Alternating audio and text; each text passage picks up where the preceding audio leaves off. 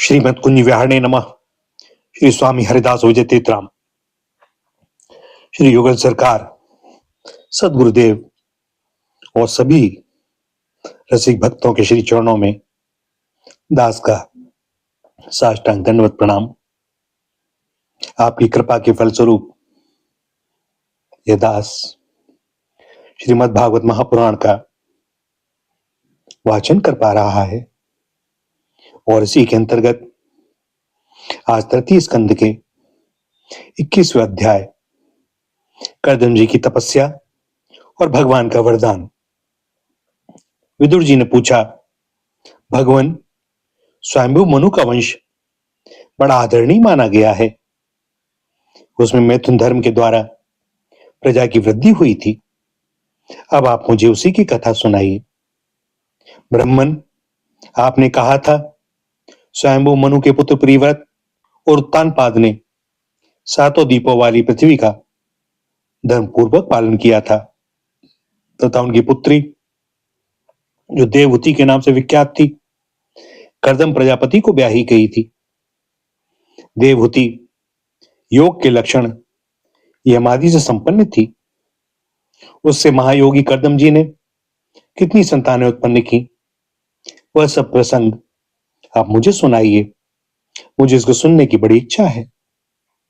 इसी प्रकार भगवान रुचि और ब्रह्मा जी के पुत्र दक्ष प्रजापति ने भी मनु जी की कन्याओं का पाणी ग्रहण करके उनसे किस प्रकार क्या क्या संतान उत्पन्न की, यह सब चरित भी मुझे सुनाइए। मैत्रेय जी ने कहा, विदुर जी, जब ब्रह्मा जी ने भगवान कर्दम को आज्ञा दी कि तुम संतान की उत्पत्ति करो, तो उन्होंने 10,000 वर्षों तक सरस्वती नदी के तीर पर तपस्या की। वे एकाग्र चित्त से प्रेम पूर्वक पूजन उपचार द्वारा शरणागत वरदायक श्री हरि की आराधना करने लगे। तब सत्ययुग के आरंभ में कमल नयन भगवान श्री हरि ने उनकी तपस्या से प्रसन्न होकर उन्हें अपने शब्द ब्रह्ममय स्वरूप से मूर्तिमान होकर दर्शन दिए। भगवान की वह भव्य मूर्ति सूर्य के समान तेजोमयी थी। वे गले में श्वेत कमल और कुमुद के फूलों की माला धारण किए हुए थे। मुख कमल नीली और चिकनी अलकावली से सुशोभित था। वे निर्मल वस्त्र धारण किए हुए थे।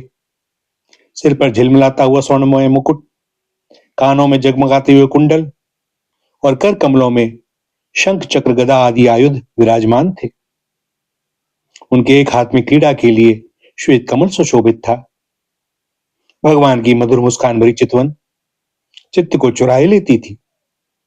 उनके चरण कमल गरुण जी के कंधों पर विराजमान थे तथा वक्षस्थल में श्री लक्ष्मी जी और कंठ में कौस्तुभ मणि सुशोभित थी।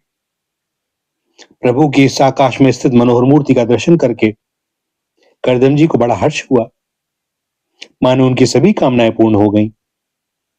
उन्होंने सानंद हृदय से पृथ्वी पर सिर टेक कर भगवान को साष्टांग प्रणाम किया और फिर प्रेम प्रणव चित्त से हाथ जोड़कर सुमधुर वाणी से उनकी स्तुति करने लगे।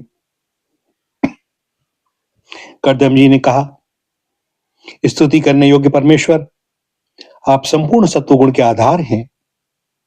योगी जन उत्तरोत्तर शुभ योनियों में जन्म लेकर अंत में योगस्थ होने पर आपके दर्शनों की इच्छा करते हैं। आज आपका वही दर्शन पाकर हमें नेत्रों का फल मिल गया। आपके चरण कमल भवसागर से पार जाने के लिए जहाज हैं। जिनकी बुद्धि आपकी माया से मारी गई है, वे ही उन तुच्छ क्षणिक विषय सुखों के लिए, जो नरक में भी मिल सकते हैं, उन चरणों का आश्रय लेते हैं। किंतु स्वामिन, आप तो उन्हें वे विषय भोग भी दे देते हैं। प्रभु, आप कल्प वृक्ष हैं। आपके चरण समस्त मनोरथों को पूर्ण करने वाले हैं। मेरा हृदय काम कलुषित है। मैं भी अपने अनुरूप स्वभाव वाली और ग्रस्त धर्म के पालन में सहायक शीलवती कन्या से विवाह करने के लिए आपके चरण कमलों की शरण में आया हूं। सर्वेश्वर, आप संपूर्ण लोकों के अधिपति हैं। नाना प्रकार की कामनाओं में फंसा हुआ यह लोक आपकी वेदवाणी रूप डोरी में बंधा हुआ है। धर्ममूर्ते, उसी का अनुगमन करता हुआ मैं भी काल रूप आपको आज्ञा पालन रूप पूजोपहार आदि समर्पित करता हूं। प्रभो, आपके भक्त विषयासक्त लोगों और उन्हीं के मार्गों का अनुसरण करने वाले मुझ जैसे कर्म जड़ पशुओं को कुछ भी न गिनकर आपके श्री चरणों की छत्र छाया का ही आश्रय लेते हैं तथा परस्पर आपके गुणगान रूप मादक सुधा का ही पान करके अपनी शुदा पिपासा आदि देह धर्मों को शांत करते रहते हैं। प्रभो, ये कालचक्र बड़ा प्रबल है, साक्षात ब्रह्म ही इसकी घूमने की धुरी है। अधिक मास सहित 13 महीने अरे हैं, 360 दिन जोड़ हैं, 6 ऋतुएं नेमी हैं, अनंत क्षणपल आदि इसमें पत्राकार धाराएं हैं तथा 3 चातुर्मास इसके आधारभूत नाभि हैं। यह अत्यंत वेगवान संवत्सर रूप कालचक्र चराचर जगत की आयु का छेदन करता हुआ घूमता रहता है, किंतु आपके भक्तों की आयु का ह्रास नहीं कर सकता। भगवान, जिस प्रकार मकड़ी स्वयं ही जाले को फैलाती है, उसकी रक्षा करती और अंत में उसे निगल जाती है, उसी प्रकार आप अकेले ही जगत की रचना करने के लिए अपने से अभिन्न अपनी योग माया को स्वीकार कर उससे अभिव्यक्त हुई अपनी सत्वादि शक्तियों द्वारा स्वयं ही इस जगत की रचना, पालन और संहार करते हैं। प्रभो, इस समय आपने हमें अपनी तुलसी माला मंडित माया से परिच्छिन्न सी दिखाई देने वाली सगुण मूर्ति से दर्शन दिया है। आप हम भक्तों को जो शब्द आदि विषय सुख प्रदान करते हैं, वे माइक होने के कारण यद्यपि आपको रुचिकर नहीं है, तथापि परिणाम में हमारा शुभ करने के लिए वे हमें प्राप्त हों। नाथ, आप स्वरूप से निष्क्रिय होने पर भी माया के द्वारा सारे संसार का व्यवहार चलाने वाले हैं तथा थोड़ी सी उपासना करने वाले पर भी समस्त अभिलषित वस्तुओं की वर्षा करते रहते हैं। आपके चरण कमल वंदनीय है, मैं आपको बार बार नमस्कार करता हूं। मैत्री जी कहते हैं, भगवान की भौहें प्रणय मुस्कान भरी चितवन से चंचल हो रही थी। वे गरुण जी के कंधों पर विराजमान थे। जब करदम जी ने इस प्रकार निष्कपट भाव से उनकी स्तुति की, तब वे उनसे अपनी अमृतमयी वाणी से कहने लगे। श्री भगवान ने कहा, जिसके लिए आत्म संयम आदि के द्वारा मेरी आराधना की है, तुम्हारे हृदय के उस भाव को जानकर मैंने पहले से ही उसकी व्यवस्था कर दी है। प्रजापते, मेरी आराधना तो कभी निष्फल नहीं होती। फिर जिनका चित्त निरंतर एकांत रूप से मुझ में ही लगा रहता है, उन तुम जैसे महात्माओं के द्वारा की हुई उपासना का तो और भी अधिक फल होता है।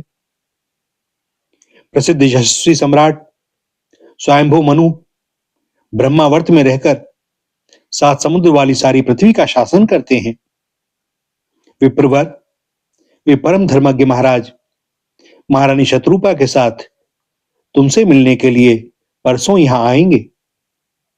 उनकी एक रूप यौवन शील और गुणों से संपन्न श्यामलोचना कन्या इस समय विवाह के योग्य है। प्रजापति, तुम सर्वथा उसके योग्य हो, इसलिए वे तुम्ही को वह कन्या अर्पण करेंगे। ब्रह्मन, गत अनेक वर्षों से तुम्हारा चित्त जैसी भार्या के लिए समाहित रहा है, अब शीघ्र ही वह राजकन्या तुम्हारी वैसी ही पत्नी होकर यथेष्ट सेवा करेगी। वह तुम्हारा वीर अपने गर्भ में धारण कर उससे 9 कन्याएं उत्पन्न करेगी और फिर तुम्हारी उन कन्याओं से लोकरीति के अनुसार मरीचि आदि ऋषिगण पुत्र उत्पन्न करेंगे। तुम भी मेरी आज्ञा का अच्छी तरह से पालन करने से शुद्ध चित्त हो, फिर अपने सब कर्मों का फल मुझे अर्पण कर मुझको ही प्राप्त होगे। जीवों पर दया करते हुए तुम आत्मज्ञान प्राप्त करोगे और फिर सबको अभयदान दे अपने सहित संपूर्ण जगत को मुझ में और मुझको अपने में स्थित देखोगे।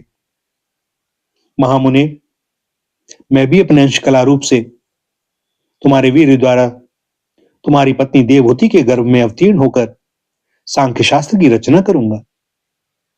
मैत्री जी कहते हैं, विदुर जी, कर्दम ऋषि से इस प्रकार संभाषण करके इंद्रियों के अंतर्मुख होने पर प्रकट होने वाले श्री हरि सरस्वती नदी से घिरे हुए बिंदुसर तीर्थ से, जहां कर्दम ऋषि तपक कर रहे थे, अपने लोक को चले गए। भगवान के सिद्ध मार्ग की सभी सिद्धेश्वर प्रशंसा करते हैं। वे कर्दम जी के देखते देखते अपने लोक को सिधार गए। उस समय गरुण जी के पक्षों से जो शाम की आधारभूता ऋचाएं निकल रही थी, उन्हें वे सुनते जाते थे। विदुर जी, श्री हरि के चले जाने पर भगवान कर्दम उनके बताए हुए समय की प्रतीक्षा करते हुए बिंदु सरोवर पर ही ठहरे रहे। वीरवर, इधर मनु जी भी महारानी शत्रुपा के साथ स्वर्ण जटित रथ पर सवार होकर तथा उस पर अपनी कन्या को बिठाकर पृथ्वी पर विचरते हुए जो दिन भगवान ने बताया था, उसी दिन शांति पारायण महर्षि कर्दम के उस आश्रम पर पहुंचे। सरस्वती के जल से भरा हुआ यह बिंदु सरोवर वह स्थान है जहां अपने शरणागत भक्त कर्दम के प्रति उत्पन्न हुई अत्यंत करुणा के वशीभूत हुए भगवान के नेत्रों से आंसुओं की बूंदें गिरी थी। यह तीर्थ बड़ा पवित्र है। इसका जल कल्याण में और अमृत के समान मधुर है तथा महर्षि गण सदा इसका सेवन करते हैं। उस समय बिंदु सरोवर पवित्र वृक्ष लताओं से घिरा हुआ था, जिनमें तरह तरह की बोली बोलने वाले पवित्र मृग और पक्षी रहते थे। वह स्थान सभी ऋतुओं के फल और फूलों से संपन्न था और सुंदर वन श्रेणी भी उसकी शोभा बढ़ाती थी। वहां झुंड के झुंड मतवाले पक्षी चहक रहे थे, मतवाले भौरे मंडरा रहे थे, उन्मत्त मयूर अपने पिच्छ फैला फैलाकर नट की भांति नृत्य कर रहे थे और मतवाले कोकिल कुहू कुहू करके मानो एक दूसरे को बुला रहे थे। वह आश्रम कदम्ब, चंपक, अशोक, करंज, बकुल, असन, कुंद, मदार, कुटज और नए नए आम के वृक्षों से अलंकृत था। वहां जलकाग, बत्तख आदि जल पर तैरने वाले पक्षी, हंस, कुरर, जलमुर्ग, सारस, चकवा और चकोर मधुर स्वर से कलवर कर रहे थे। हरिण, सुअर, स्याही, नीलगाय, हाथी, लंगूर, सिंह, वानर, नेवले और कस्तूरी मृग आदि पशुओं से भी वह आश्रम घिरा हुआ था। आदिराज महाराज मनु ने उस उत्तम तीर्थ में कन्या के सहित पहुंचकर देखा कि मुनिवर कर्दम अग्निहोत्र से निवृत्त होकर बैठे हुए हैं। बहुत दिनों तक उग्र तपस्या करने के कारण वे शरीर से बड़े तेजस्वी दिखाई देते थे तथा भगवान के स्नेहपूर्ण चितवन के दर्शन और उनके उच्चारण किए हुए कर्णामृत रूप सुमधुर वचनों को सुनने से इतने दिनों तक तपस्या करने पर भी वे विशेष दुर्बल नहीं जान पड़ते थे। उनका शरीर लंबा था, नेत्र कमल दल के समान विशाल और मनोहर थे, सिर पर जटाएं सुशोभित थीं और कमर में चीर वस्त्र थे। वे निकट से देखने पर बिना सान पर चढ़ी हुई महामूल्य मणि के समान मलिन जान पड़ते थे। महाराज स्वयंभू मनु को अपनी कुटी में आकर प्रणाम करते देख उन्होंने उन्हें आशीर्वाद से प्रसन्न किया और यथोचित आतिथ्य की रीति से उनका स्वागत सत्कार किया। जब मनु जी उनकी पूजा ग्रहण कर स्वस्थ चित्त से आसन पर बैठ गए, तब मुनिवर कर्दम ने भगवान की आज्ञा का स्मरण कर मधुर वाणी से प्रसन्न करते हुए इस प्रकार कहा, देव, आप भगवान विष्णु की पालन शक्ति रूप हैं, इसलिए आपका घूमना फिरना निस्संदेह सज्जनों की रक्षा और दुष्टों के संहार के लिए ही होता है। आप साक्षात विशुद्ध विष्णु स्वरूप हैं तथा भिन्न भिन्न कार्यों के लिए सूर्य, चंद्र, अग्नि, इंद्र, वायु, यम धर्म और वरुण आदि रूप धारण करते हैं, आपको नमस्कार है। आप मणियों से जड़े हुए जयदायक रथ पर सवार हो, अपने प्रचंड धनुष की टंकार करते हुए उस रथ की गड़गड़ाहट से ही पापियों को भयभीत कर देते हैं और अपनी सेना के चरणों से रोदे हुए भूमंडल को कपाते हुए अपनी उस विशाल सेना को साथ लेकर पृथ्वी पर सूर्य के समान विचरते हैं। यदि आप ऐसा न करें तो चोर डाकू भगवान की बनाई हुई वर्णाश्रम धर्म की मर्यादा को तत्काल नष्ट कर दें तथा विषय लोलुप निरंकुश मानवों द्वारा सर्वत्र अधर्म फैल जाए। यदि आप संसार की ओर से निश्चिंत हो जाएं तो यह लोक दुराचारियों के पंजे में पड़कर नष्ट हो जाए। तो भी वीरवर, मैं आपसे पूछता हूं कि इस समय यहां आपका आगमन किस प्रयोजन से हुआ है? मेरे लिए जो आज्ञा होगी उसे मैं निष्कपट भाव से सहर्ष स्वीकार करूंगा। यहां तृतीय स्कंदीय 21वें अध्याय का समापन होता है और 22वें का शुभारंभ। देवहूति के साथ कर्दम प्रजापति का विवाह। मैत्रेय जी कहते हैं, विदुर जी, इस प्रकार जब कर्दम जी ने मनु जी के संपूर्ण गुणों और कर्मों की श्रेष्ठता का वर्णन किया तो उन्होंने उन निवृत्ति परायण मुनि से कुछ सकुचाकर कहा। मनु जी ने कहा, मुने, वेद मूर्ति भगवान ब्रह्मा ने अपने वेद में विग्रह की रक्षा के लिए तप, विद्या और योग से संपन्न तथा विषयों में अनासक्त आप ब्राह्मणों को अपने मुख से प्रकट किया है और फिर उन सहस्त्र चरणों वाले विराट पुरुष ने आप लोगों की रक्षा के लिए ही अपनी सहस्त्रों भुजाओं से हम क्षत्रियों को उत्पन्न किया है। इस प्रकार ब्राह्मण उनकी हृदय और क्षत्रिय शरीर कहलाते हैं। अतः एक ही शरीर से संबद्ध होने के कारण अपनी अपनी और एक दूसरे की रक्षा करने वाले उन ब्राह्मण और क्षत्रियों की वास्तव में श्री हरि ही रक्षा करते हैं, जो समस्त कार्य कारण रूप होकर भी वास्तव में निर्विकार हैं। आपके दर्शन मात्र से ही मेरे सारे संदेह दूर हो गए, क्योंकि आपने मेरी प्रशंसा के निमित्त स्वयं ही प्रजा पालन की इच्छा वाले राजा के धर्मों का बड़े प्रेम से निरूपण किया। आपका दर्शन अजितेंद्रिय पुरुषों को बहुत दुर्लभ है। मेरा बड़ा भाग्य है जो मुझे आपका दर्शन हुआ और मैं आपके चरणों की मंगलमयी रज को अपने सिर पर चढ़ा सका। मेरे भाग्योदय से ही आपने मुझे राजधर्मों की शिक्षा देकर मुझ पर महान अनुग्रह किया है और मैंने भी शुभ प्रारब्ध का उदय होने से ही आपकी पवित्र वाणी कान खोलकर सुनी है। मुने, इस कन्या के स्नेहवश मेरा चित्त बहुत चिंताग्रस्त हो रहा है, अतः मुझ दीन की यह प्रार्थना आप कृपापूर्वक सुने। यह मेरी कन्या, जो प्रिव्रत और उत्तानपाद की बहन है, अवस्था, शील और गुण आदि में अपने योग्य पति को पाने की इच्छा रखती है। जब से इसने नारद जी के मुख से आपके शील, विद्या, रूप, आयु और गुणों का वर्णन सुना है, तभी से आपको अपना पति बनाने का निश्चय कर चुकी है। द्विजवर, मैं बड़ी श्रद्धा से आपको यह कन्या समर्पित करता हूं। आप इसे स्वीकार कीजिए। यह ग्रस्तोचित कार्यों के लिए सब प्रकार आपके योग्य है। जो भोग स्वतः प्राप्त हो जाए उसकी अवहेलना करना विरक्त पुरुष को भी उचित नहीं है। फिर विषयासक्ति की तो बात ही क्या है। जो पुरुष स्वयं प्राप्त हुए भोग का निरादर कर फिर किसी कृपण के आगे हाथ पसारता है, उसका बहुत फैला हुआ यश भी नष्ट हो जाता है और दूसरों के तिरस्कार से मान भंग भी होता है।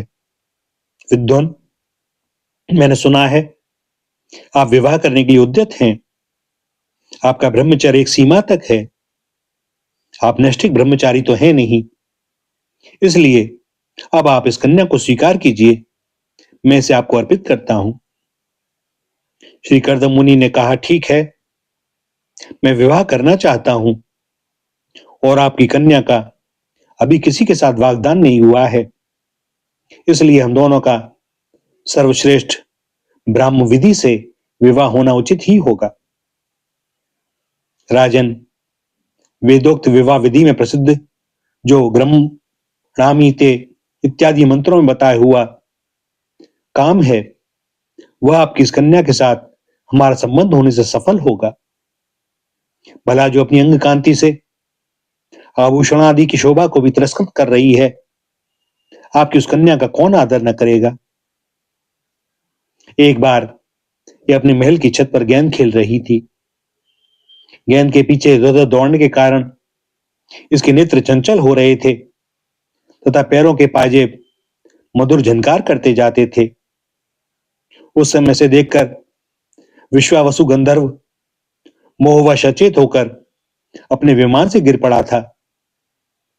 वही इस समय यहां स्वयं आकर प्रार्थना कर रही है। ऐसी अवस्था में कौन समझदार पुरुष इसे स्वीकार न करेगा। यह तो साक्षात आप महाराज श्री स्वयंभू मनु की दुलारी कन्या और उत्तानपाद की प्यारी बहन है तथा यह रमणियों में रत्न के समान है।